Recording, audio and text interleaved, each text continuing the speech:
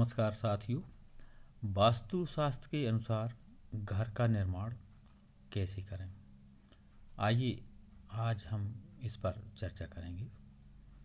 तो सबसे पहले हम जानते हैं कि वास्तुशास्त्र है क्या। वास्तु यानी भवन या घर, और शास्त्र यानी ज्ञान विज्ञान। तो वास्तुशास्त्र के अनुसार जो मकान बनाया जाता है उसमें निवास करने वालों के लिए सुख शांति, धन वैभव और आरोग्य की प्राप्ति होती है।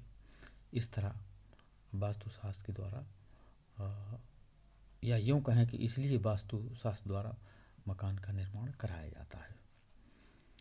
तो प्रकृति की हर वस्तु 5 तत्वों से मिलकर बनी हुई है। उनमें पृथ्वी, जल, वायु, अग्नि और आकाश, इन सभी से मिलकर किसी भी वस्तु का निर्माण होता है। और उसी तरह हमारा शरीर भी इन 5 तत्वों से मिलकर बना हुआ है। तो भवन का निर्माण ऐसा हो जिसमें इन सभी चीज़ों का समावेश यथा स्थान पर हो। तो आइए इस पर हम चर्चा करते हैं। सबसे पहले दिशाएं और उपदिशाएं।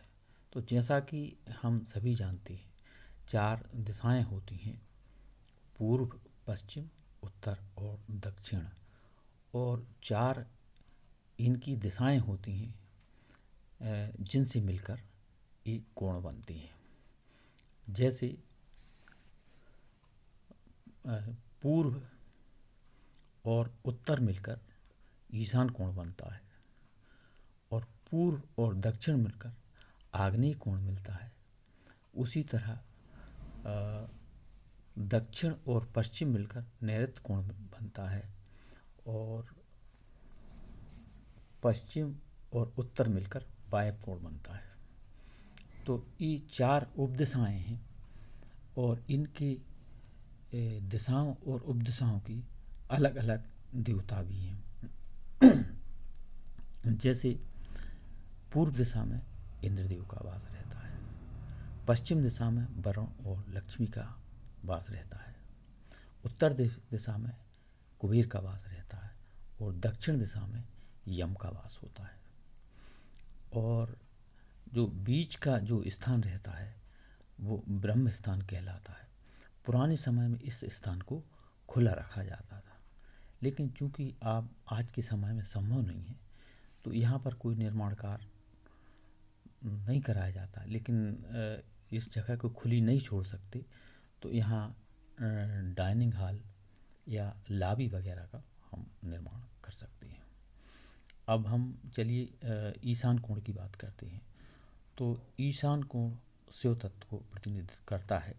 यहाँ जल स्रोत, पूजा घर और बच्चों का स्टडी रूम हम बना सकते हैं। अब आइए आग्नेय कोण की बात करते हैं। तो आग्नेय कोण अग्नि तत्व का प्रतिनिधित्व करता है। तो यहाँ पर किचन बनाया जा सकता है, और कोई इलेक्ट्रिक वस्तुएं हैं तो उनका उपयोग भी इसी स्थान पर किया जाता है।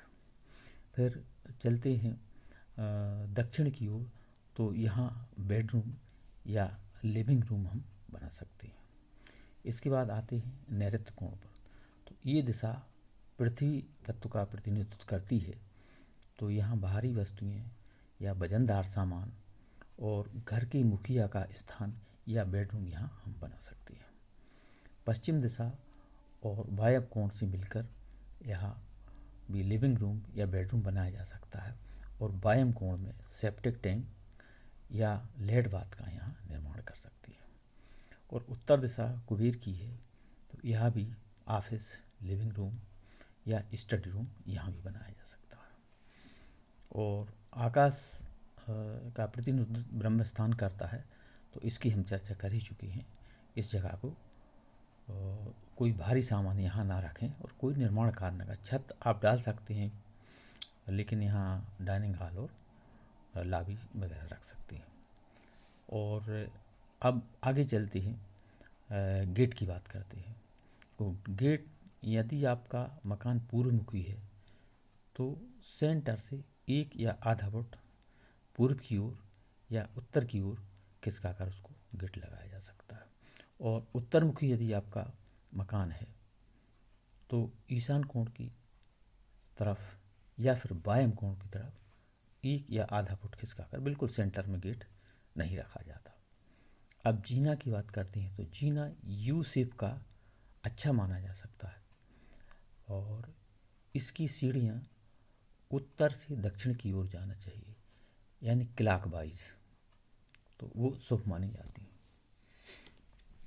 और लेट बाथ की सीट का जहाँ तक सवाल है तो उत्तर या दक्षिण की तरफ मुख होना चाहिए, वो सही मानी जाती है। तो ये तो हुई मोटी मोटी जानकारी। अब अगले एपिसोड में हम विस्तृत चर्चा करेंगे। इसमें यदि आपको किसी प्रकार का कोई सवाल हो या शंका हो, आप कमेंट कर सकते हैं और बाकायदा उसका आपको जवाब दिया जाएगा। वीडियो पसंद आए तो लाइक, शेयर और सब्सक्राइब करें। धन्यवाद।